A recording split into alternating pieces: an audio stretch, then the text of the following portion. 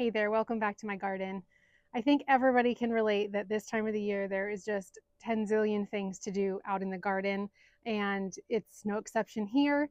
I've been edging a bed this morning, weeding, pretty much constantly, lots of just walking around, checking on things, like, oh, that's blooming, and oh, that needs water, and, oh, I should transplant that type of thing. But then there's also the projects that are kind of like, okay, this needs to get done so that I can move on with other things. So as I was walking around today thinking about what I was going to do today, it became apparent to me that I should work on this project here in front of me for a number of reasons. One, because it requires me to empty this Gorilla cart, and I need this Gorilla cart for other projects. And this soil is for this project that I'm looking at. So in order to free up the Gorilla cart, I need to get this project going. Also, it's going to require some transplanting out of some plants, and I really need to get that done before they grow too tall. So I'll just turn you around and show you the space that I'm talking about and kind of talk you through what we're going to do, and then we're just going to dive in. Okay, so here is where I'm talking about. This is the project I'm going to be working on today in these raised beds. I'm going to be clearing out the beds. I'm going to be transplanting out the Maximilian sunflower. There's, I think, three or four, I think there's four pretty large clumps in there. I'm also going to be taking out the tulips. I only had a few come back this year, and they did bloom beautifully. I do have a video I'll insert right now so you can see how sweet those were, but they don't come back very reliably for me. So I'm just going to pull those out, and I'm going to be raising up the soil. In this bed here, there is a dahlia that bloomed beautifully last year, and I've just kept it in this trough for a couple years now, and it keeps coming back just fine. So I'm going to hoist that up and hope that I can just, lift that up as I lift the soil. You can see how settled down that has been. And that's because when I originally filled these beds, I put a lot of wood at the bottom of them, and just over time that has broken down, so consequently the soil has dropped. And the same thing has happened over here in this garden bed, but it's full of strawberries, and like I said in the video where I planted in the osteos, I just didn't have the heart to pull those out when they were so fully budded up with strawberries. So another part of this project is also to hoist up some of this clematis. It's leaning down quite a bit into the garden bed. I need to attach it up to the trellis. If my husband wasn't in the middle of building a new pasture, a 10-acre pasture and fencing and all that stuff, I would probably have him help me rebuild this bed. We'd probably get some redwood or cedar or something and rebuild it, because you can see it is coming apart. As of right now, this the back trellis part is actually being held up by a wire. I don't know if you can see it up there. It's attached to the ceiling up there, the roof. That's holding that up because it's basically totally rotted out from the backside. So this bed is it's on its last leg, but it is a focal point for me as I drive in. I love this garden bed, and I love this clematis. It is gorgeous. It blooms so reliably every year. So I'm just going to go with it, and I'm going to transfer out the Maximilian sunflower because it gets really, really, really tall, probably at least 6 feet tall. I mean, it clears the top of the arbor, and it flops. I really have to hold it back. It's just kind of a beast. So I started that from seed. I'm not really out anything if I transplant it out and it doesn't do well. It's okay. But I do think I want to put it at least someplace where it can kind of just do its thing and get nice and big and be a sweet yellow surprise come the end of summer. So another reason why I'm really anxious to get this job done is because I want to get these bags of soil out of the way of right here. And these are designated for these beds. Now, because this is potting mix that I got from one of the nurseries that I shop at, it's actually potted, or it's actually bagged up for them specifically. It's what they plant all of their plants in their containers. I'm sure it'll have, vermiculite and stuff like that in it. I don't really want that to be exposed in the bed, so I will top it off with the other soil that I showed you that's in my Gorilla cart that I need to free up. Plus, I have lots of beautiful plants for this space that I got in, I think, 2 different shopping trips that I'm really excited to get into this garden. So first things first is I'm going to pull out all of the tulips, and then we'll transplant out the Maximilian sunflower, and I'll hoist up the clematis, and we'll get it filled with soil, and then I'll show you the beautiful plants that we're going to put in here.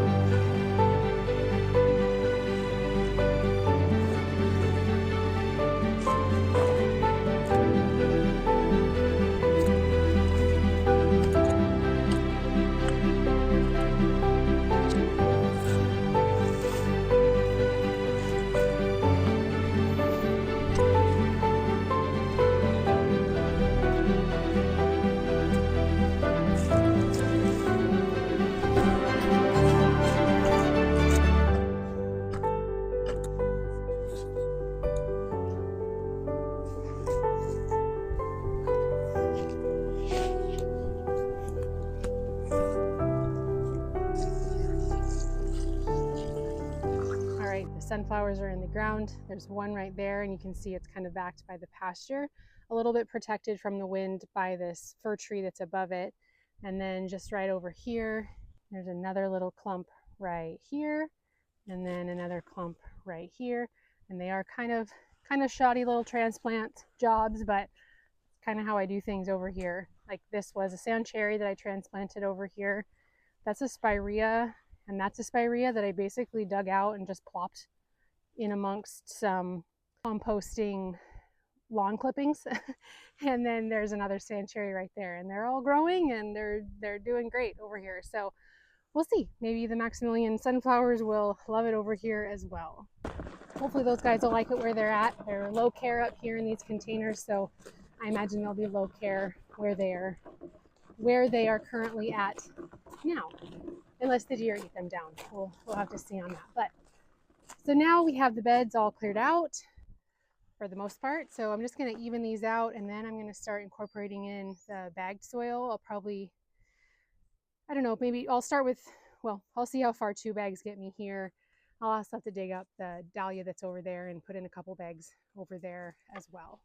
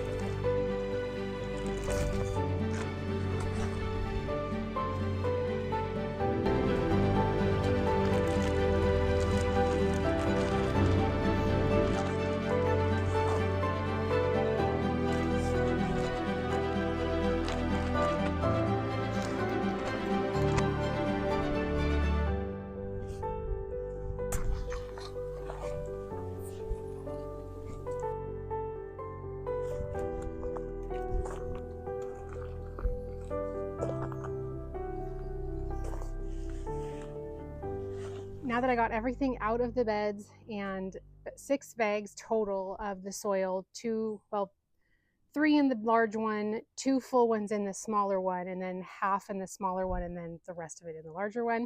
So 3.5 in the big one, 2.5 in the smaller one. You saw me dig out the dahlia. At first, when I pulled out the top, I thought, oh, it's all totally rotten and, not going to be viable. But then I just kept pulling out more tubers, and they were all separated, which I thought was interesting because every time I've ever dug out dahlias, they're all in one large clump.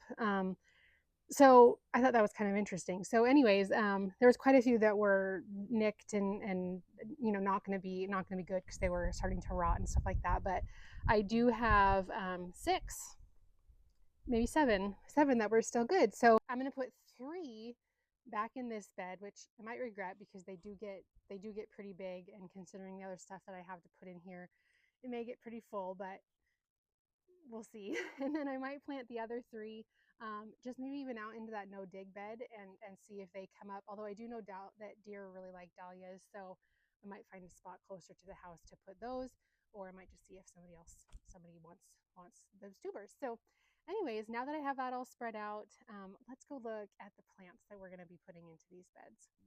All right, here is what we're going to be working with in these 2 beds. Basically, the Nemesia here and the Calibrachoa, or the Superbells right there, are going to be in the horse trough that are going to be surrounding the dahlias that we're planting back in. And this combination I just thought would be super striking and very sweet. There's 8 of the Nemesia. This is the Coconut Appeal Nemesia. Oh, sorry, Sunsatia Coconut.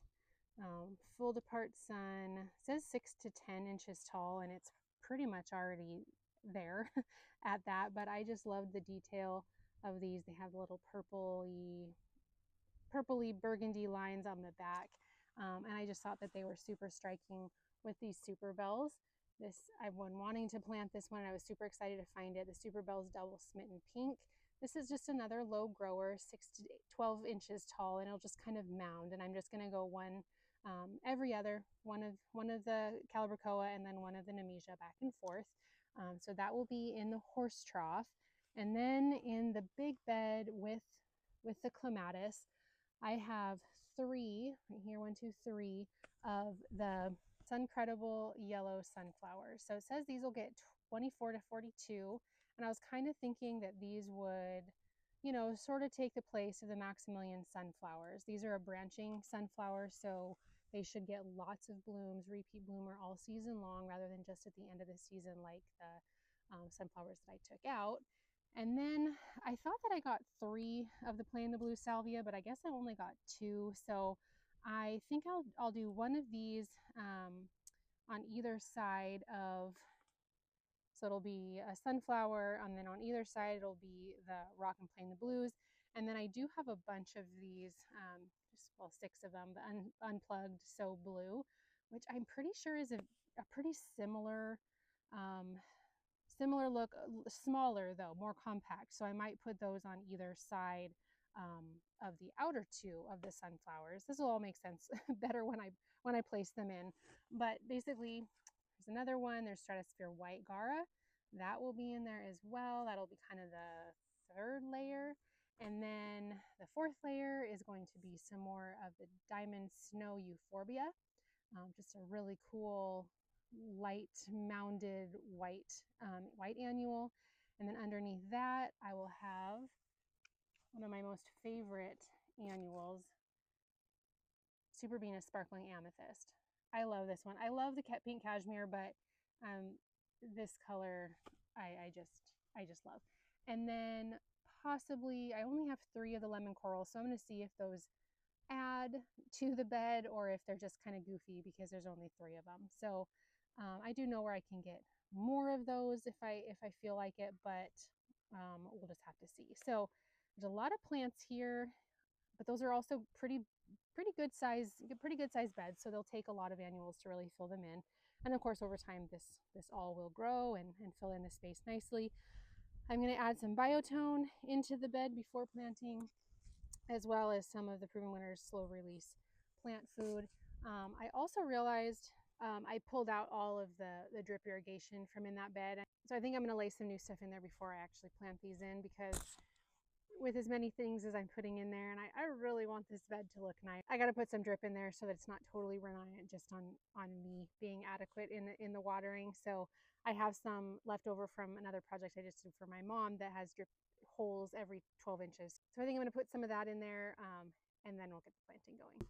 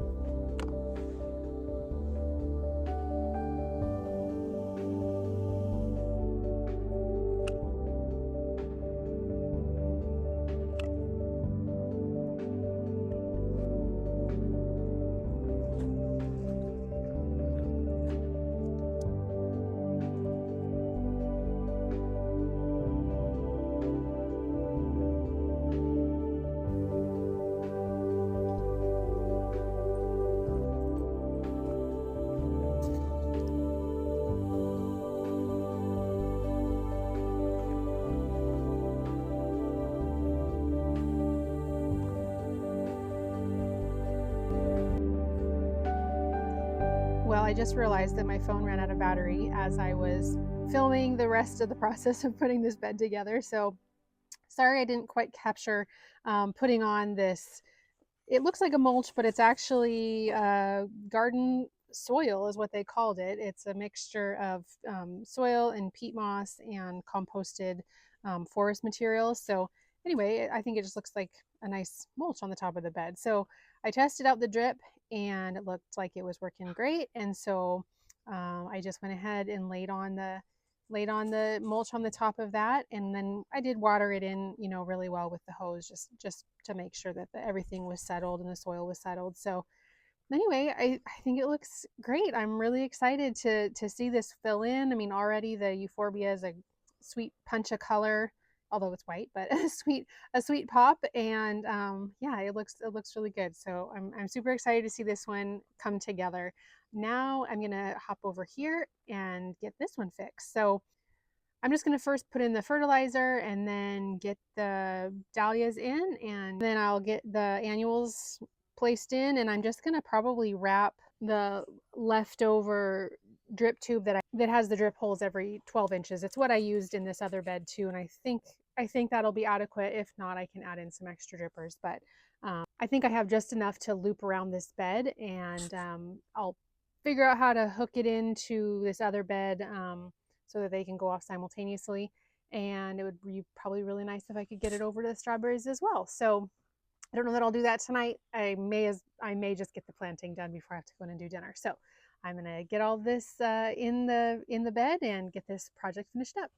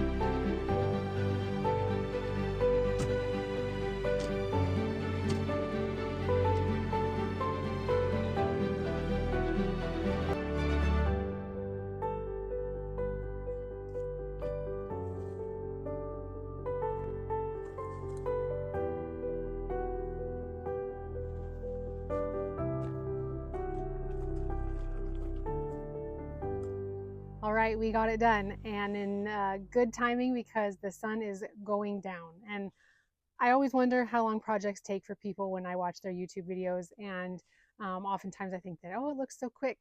This took me like all day. I started at about 1, and now it's almost 8 o'clock.